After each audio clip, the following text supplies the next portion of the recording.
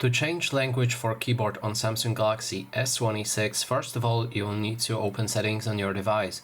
Next step is to scroll all the way down and then enter General Management. Go for the Samsung keyboard settings and then click on the language and types on the top. Select the language that you have right here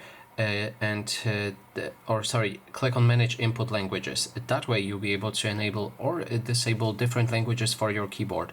So for example, we can scroll down and just add a random language. If there's a download icon, that means you will need to download it, and when it's downloaded, it will automatically activate. Now to actually switch between those two languages, we'll need to pop open our keyboard.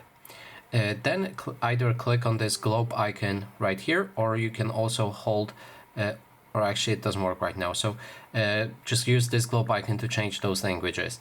And that is basically everything. Thanks so much for watching.